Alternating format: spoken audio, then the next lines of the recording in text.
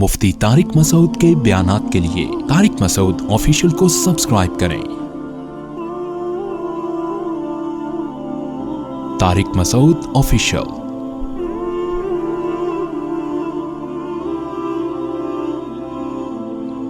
सूरह आराफ में एक दिलचस्प वाक़या अल्लाह ने अहले जन्नत और अहले जहन्नम का आपस में कलाम जिक्र किया है। वनादा अस्हाबुल जन्नति अस्हाबन नार, फरमाया जब जन्नती जन्नत में चले जाएंगे, बस मैं 5 मिनट में अपनी बात ख़त्म करूँगा। जब जन्नती जन्नत में चले जाएंगे और अहले जहन्नम जहन्नम में चले जाएंगे तो अल्लाह ताला तो अहले जन्नत अहले जहन्नम से बात करेंगे और कहेंगे क़द वजदना मा वअदना रब्बुना हक़्क़ा, देखो हमारे रब ने हमसे जो वादे किए थे हमने उन वादों को सच्चा पाया। फहल वजदतुम मा वअद रब्बुकुम हक़्क़ा, तुम्हारे रब ने भी तुमसे जहन्नम की आग का वादा किया था। तुम्हारे रब ने तुमसे कहा था शिर्क करोगे तो सज़ा मिलेगी, ज़िना करोगे तो सज़ा मिलेगी, नमाजें ज़ाया करोगे तो सज़ा मिलेगी, शराब पियोगे तो सज़ा मिलेगी, वालिदैन की नाफरमानी करोगे तो सज़ा मिलेगी, मुआमलात में साफ नहीं होगे तो बोलो भाई सज़ा मिलेगी। तो क्या तुमसे जो तुम्हारे रब ने वादा किया था वो वादा तुमने सच्चा पाया? क़ालू नअम, वो कहेंगे हाँ, हम उस वादे को मजाक समझा करते थे मगर आज वो वादा हम अपनी आंखों से देख रहे हैं। अल्लाह फरमाते हैं ये वो लोग हैं जिन्होंने अपने दीन को खेल और तमाशा, दीन कहते हैं तरीक़ा हयात, जो इनका तरीक़ा हयात था वो लहव लाइब। लहव लाइब किसे कहते हैं? खेल तमाशा। आपने देखा होगा जो मज़हब को फॉलो नहीं करते ना जो लोग, उनकी ज़िंदगी का मकसद क्या है आप उनसे पूछें, वो कहते हैं लाइफ को एंजॉय करो। मकसद क्या है ज़िंदगी का? भाई हम क्यों हैं? हम इसीलिए कि एंटरटेनमेंट और बस एंटरटेन करें हर वक्त और लाइफ को क्या करें, यही है ना भाई, और क्या है, यही है ना।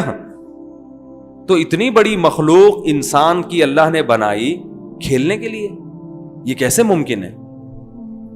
वैसे ही देखो जापान के साइंसदानों ने रोबोट बनाया, कितनी मेहनत से बनाया ना, लूडो खेलने के लिए, बोलो ना फुटबॉल खेलने के लिए।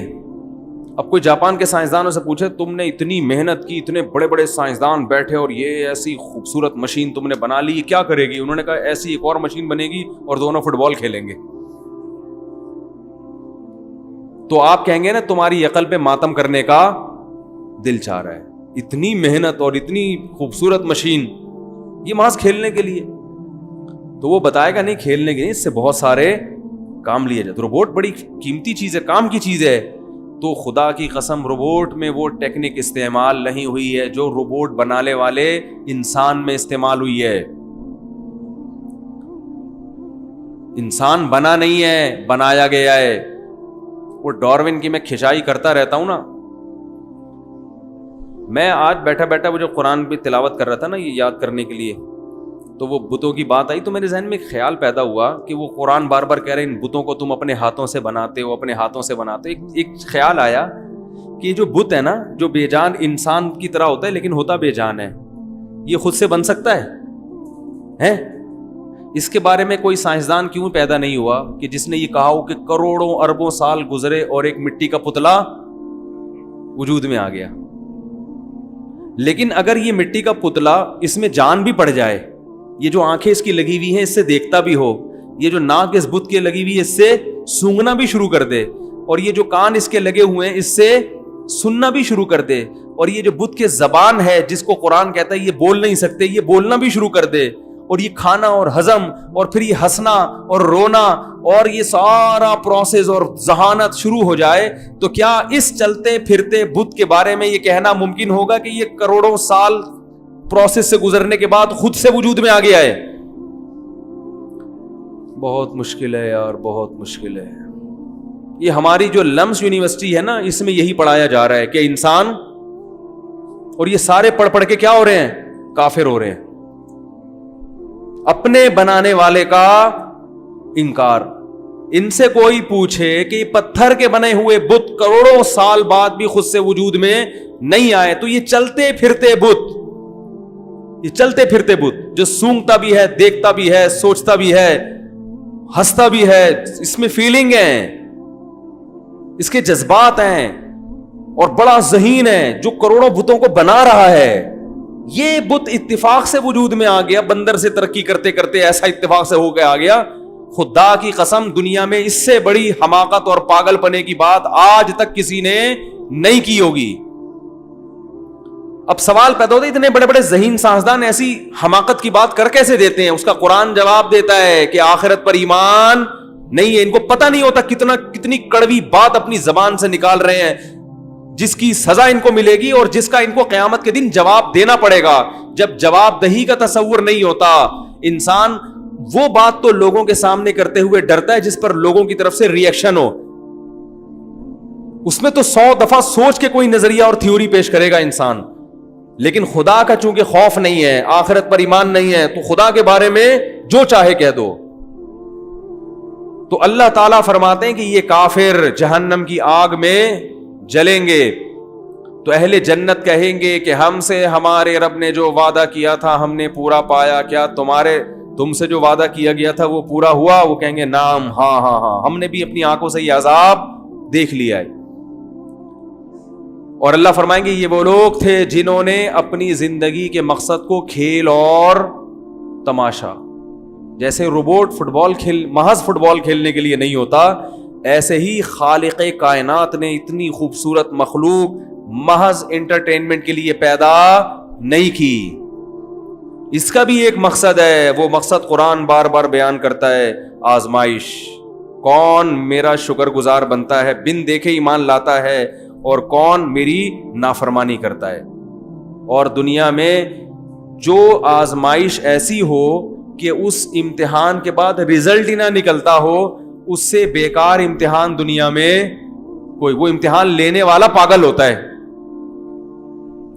تو اللہ نے اگر ہمیں آزمائش کے لیے پیدا کیا تو ہم دیکھتے ہیں اس دنیا میں نتیجہ بولو بھائی نہیں نکلتا.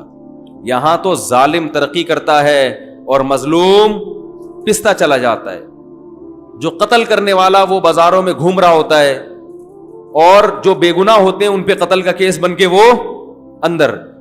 سچے لوگوں پہ تہمتیں لگتی ہیں, وہ مجرم نہ ہونے کے باوجود بدنام ہو جاتے ہیں, اور جو اصل مجرم ہوتے ہیں ان پہ وہ متقی اور پرہیزگاری کے روپ میں گھوم رہے ہوتے ہیں. یہ تو بڑا 2 نمبری ہے اس دنیا میں. صاف پتہ چلتا ہے کہ وہ امتحان کا رزلٹ اس دنیا میں اناؤنس نہیں ہوتا, اس کے لیے اللہ نے الگ جہان رکھا ہے, الگ جہان رکھا ہے. تو جو بھی اس بات کو نہیں مانتے وہ اپنی دنیا کے مقصد کو صرف کھیل اور تماشا بناتے ہیں. تو قرآن کہتا ہے یہ جب جہنم کی آگ میں جلیں گے تو ان سے کہا جائے گا الذین اتخذوا دینہم لہوا ولعبا, یہ وہ لوگ ہیں جنہوں نے اپنے دین کو کھیل اور تماشا بنا لیا تھا. اور اس میں وہ لوگ بھی داخل ہیں جو مذہب کو فالو کرتے ہیں مگر انہوں نے اپنے مذہب کو, جو جس کو اسلام کہا جاتا ہے برحق مذہب, اس اسلام کو کھیل اور تماشا بنا لیا. وہ لوگ بھی اس میں داخل ہیں. آج دیکھیں نا, مذہب کے ان چیزوں کو فالو کیا جاتا ہے جن کا تعلق انٹرٹینمنٹ سے ہے. مذہب کے نام پہ قوالیاں ہو رہی ہیں, ناچ رہے ہیں, ڈھم ڈھم, نبی کی محبت میں کیا کر رہے ہیں؟ آپ مزاروں میں جا کے دیکھیں, قوال بیٹھا ہوگا منہ میں پان رکھ کے, بڑے بڑے سے بال ہوں گے, اور وہ جھوم رہا ہوگا ڈھم ڈھما ڈھم ڈھما, ادھر ناچ گانے چل رہے ہوں گے. گناہ بھی ہو رہا ہے اور لیبل کیا لگایا جا رہا ہے؟ نبی کی. بولو بھائی, تو یہ بھی دین کو کھیل, اور اس کے لیے پیغمبروں کو اللہ نے بھیجا ہے, ان چرسیوں کے لیے بھیجا اللہ نے پیغمبروں کو, ان چیزوں کو پروموٹ, بھنگ پی کے اور چرس پی کے لگے ہوئے ہیں سارے, اور دھمال آ رہا ہے. وہ دیکھا ہوگا آپ نے یوٹیوب پہ کرنٹ والے بابا, وہ پڑھ رہے ہیں, کوئی بندہ آتا ہے اس کو یوں لگایا ہو گھومتا ہے. یہ کون سا بابا ہے بھائی؟ کیا پیغمبروں کی تعلیمات ان حماقتوں کے لیے تھیں, ان ناچنے والے لوگوں کے لیے ہیں؟ یہ چیزیں پیغمبر پروموٹ کر کے گئے ہیں دنیا میں. اللہ نے اس کے لیے پیغمبروں پہ پتھراؤ ہوا ہے, ان کے خون جوتوں سے بھرے ہیں, وہ اس چیز کے لیے ہوا ہے یہ سب کچھ. فلانے بابا وہ آ رہا ہے تو کرنٹ لگ رہا ہے, وہ بابے آ کے سلتے, وہ بابا کا ہاتھ چومتے ہیں تو وہ کلابازیاں کھاتا ہے. سب کو چترول لگاؤ ایک دفعہ تمیز سے, سب سیٹ ہو جائیں گے. مزاروں پہ جا کے دیکھو, دیگوں پہ دیگیں, لنگروں پہ لنگر, اور قوالیاں چل رہی ہیں اور بے پردہ عورتیں بھی آ رہی ہیں اور وہ جن چڑیل، کوئی جن اتارنے مزار پہ جا رہا ہے، کوئی بھوت، اور جتنے لوگ مزاروں پہ جاتے ہیں انہی پہ جن چڑیل بھوت چمٹتے ہیں. ایک صاحب مجھے کہنے لگے میں جب جن چڑھتا ہے تو میں مزار پہ جاتا ہوں، جن اتر جاتا ہے. میں نے کہا تم پہ چڑھتا ہی اس لیے ہے کہ اس کو پتا ہے کہ یہ کہاں جائے گا، مزار پہ، اور وہ وقتی طور پر اتر جاتا ہے. میں نے کہا یہ بابا نہیں اتار رہے جن. کہہ رہے کیوں؟ بلکہ ایک صاحب کا تو فون آیا، ان کو فالج ہوا تھا بیچاروں کو، اللہ ان کو شفا عطا فرمائے، آدھا دھڑ ان کا مفلوج، علاج کر کر کے تھک گئے. تو ان کو کسی نے کہا بتایا کہ فلاں مزار پہ جانا تو وہ وہاں سے تمہارا دھڑ ٹھیک ہو جائے گا. میں نے کہا دیکھو وہ جو بھی بابا تھے، جو بھی نیک آدمی ہوں گے، اللہ ان کی مغفرت فرمائے، جب ان کا انتقال ہوا تھا تو ان کے دونوں دھڑ کیا ہو گئے تھے؟ مفلوج. انتقال میں یہی ہوتا ہے نا، نہ ادھر کا دھڑ کام کر رہے ہیں نہ ادھر کا. میں نے کہا پھر ان کو غسل دیا گیا، ان کے کپڑے اتارے گئے، ان کو ادھر لٹایا، یوں کرایا، تو وہ ان کا ایک دھڑ کیا، ایک انگلی بھی کام ہے بھائی. تو جس بیچارے کے دونوں دھڑ کام نہ کر رہے ہوں، چاہے وہ کتنا بڑا بزرگ ہو، وہ آدھے دھڑ والے کو ٹھیک، بولو بھائی اگر ان میں یہ ٹھیک کرنے کی طاقت ہوتی تو سب سے پہلے اپنا کم از کم آدھا دھڑ تو ٹھیک کرتے نا. کمال ہے جس کا آدھا دھڑ خراب ہے وہ ایسے کے پاس جا رہے جس کے دونوں دھڑ کام، دھڑ سمجھتے ہیں نا آدھا پورشن جس باڈی کا. تو ان کی سمجھ میں آیا الحمدللہ وہ حاجات پوری کروانے کے لیے مزار نہیں ہیں، اس کے لیے مسجدیں ہیں، اللہ کے گھر ہیں. اللہ کے گھر میں یہاں دعا مانگو، اور تگڑی دعا مانگنی ہے تو بیت اللہ پہنچ جاؤ، سیدھا اللہ کے اصل اوریجنل گھر. یہ بھی اوریجنل گھر ہے، وہ بالکل مرکز ہے، وہ تمام گھروں کا سر. بیت اللہ میں جا کے دعائیں مانگو، غلاف پکڑ کے دعائیں مانگو، اور ملتزم سے چمٹ کے دعائیں مانگو. ہمارے نبی صلی اللہ علیہ وسلم نے ملتزم سے چمٹ کے دعائیں مانگی ہیں. وہ ایک ہمارے ساتھ ایک مولوی صاحب تھے، وہ کہہ رہے ایک دیہاتی آیا، میں نے وہاں ملتزم پہ دیکھا وہ چمٹ کے نا ملتزم دعا مانگ رہا ہے، وہ بیچارہ سیدھا سادہ دیہاتی. پھر مجھے آ کے بتا رہا ہے، کہہ رہے آج تو ہم نے اللہ کا گریبان پکڑ کے دعا مانگی ہے آج تو ہم نے اللہ کا گریبان پکڑ کے بولا ہے کہ میرا یہ کام کر دے. وہ سیدھا سادہ آدمی تھا بیچارہ، اس کو نہیں پتا. جیسے ہم بالکل کسی کا گریبان پکڑ لیتے نا، بھائی یہ کام کر. کہہ رہے آج تو ہم نے اللہ کا گریبان پکڑ کے بولا ہے کہ اللہ میرا یہ کام کر دے. تو وہ بیچارے کی اپنی تعبیر تھی، کوئی ہوتا تو فوراً گستاخ کا فتویٰ لگا دیتا اس کے اوپر. وہ جیسی اس سیدھا دیہاتی ویسی اس کی زبان، جو اس کے جذبات تھے وہ اسی الفاظ میں اس نے اس کو بتایا. تو حقیقت یہی ہے کہ جو ملتزم پہ کھڑے ہو کر جب بیت اللہ کی چادر کو پکڑ کے اور رخسار وہاں رکھ کے دعا مانگتے ہیں تو یہ ایسے ہے جیسے اللہ سے لپٹ کے دعا مانگ. تو یہ ہے مسجد میں آؤ، گھر میں رات کو اٹھ کے اللہ سے دعا مانگو. مزار پہ اگر جا رہے ہو تو ان بزرگ کے لیے دعا مانگنے کے لیے. سمجھ میں آ رہی ہے بات؟ کہ بڑے بزرگ تھے، ان کی قبر پہ گئے تو ان کے لیے دعا مانگو کہ اللہ ان کے درجات اور زیادہ بلند کر دے. بس اس کے علاوہ کچھ بھی نہیں ہے. اس سے آگے بڑھو گے تو کیا ہو جائے گی؟ بدعت، ناجائز. تو یہ بھی دین کو کھیل تماشا بنانے والی بات ہے. قوالیاں ہو رہی ہیں، دھوم دھڑک کے ڈھم ڈھم ہو رہا ہے، اور کلابازیاں کھا رہی ہیں، وجد آ رہا ہے، یہ ہو رہا ہے. یہ بھی کیا ہے؟ تماشا، ڈانس ہو رہا ہے نبی کی محبت میں. ہم تو دیکھتے ہیں اب تو باقاعدہ نعتوں پہ کیا چل رہا ہے. میں نے وہاں دیکھا وہ سمندر کے کنارے کچھ لڑکے کیا کر رہے ہیں، ایک نعت چل رہی ہے اور ڈانس کر رہے ہیں. یہ بھی دین کو کیا ہے، یہ دین کے ساتھ کیا ہے یہ. اور نعتوں کے اسٹائل بھی اسی قسم کے آ رہے ہیں. نعت میں ایک وقار ہونا چاہیے، ایک نور ہونا چاہیے. نعت پڑھنے کا انداز ایسا جیسے کوئی فلم کا گانا ہو. تو یہ نعت کے ساتھ مذاق ہے یا نہیں ہے؟ ایسے اسٹائل میں نعتیں کہ لوگ تھرکنا شروع، ناچنا شروع، کلابازیاں کھا رہے ہیں.